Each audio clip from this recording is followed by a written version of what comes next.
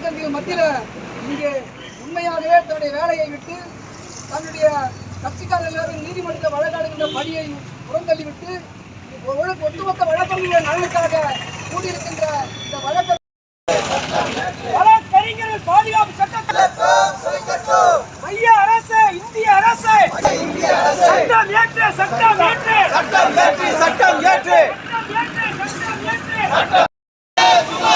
உடனடியாக கைது செய்.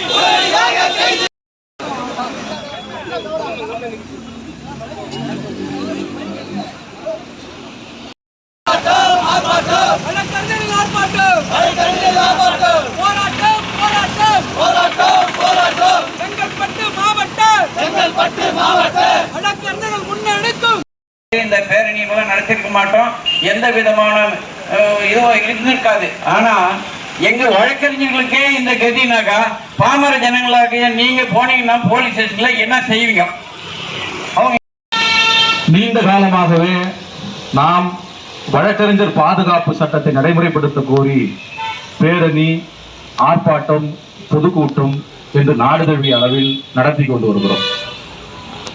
ஆனால் எதையுமே கருத்தில் கொள்ளுகிற அரசு, அது இந்திய அரசாக இருந்தாலும் வழக்கறிஞர்கள் இந்த சாலையிலே வீதிகளிலே வந்து ஏன் இந்த வழக்கறிஞர்களான பாதுகாப்பு சட்டத்தை நிறைவேற்ற வேண்டும் என்று உற்று நோக்குகின்ற போது இங்கே சமூகத்திலே நடக்கின்ற அவலங்களுக்காக போராடுகின்ற முதல் குரல் எங்கே ஒலிக்கிறது என்றால் வழக்கறிஞர்கள் தான். இங்கே சமூகம், இங்கே முன்னாள் வழக்கறிஞர் சங்கத்துடைய தலைவர் என்ற முறையிலும் தமிழ்நாடு பாண்டிச்சேரி கூட்டமைப்புடைய துணைத் தலைவர் என்ற முறையிலும் என்னை இங்கே அழைத்திருக்கிறார்கள். நான் இந்த கூட்டத்திலே பங்கெடுப்பதிலே உண்மையாகவே வழக்கறிஞர்களுக்காக குரல் கொடுப்பதிலே நான் மற்றற்ற பெருமிதம் கொள்கிறேன்.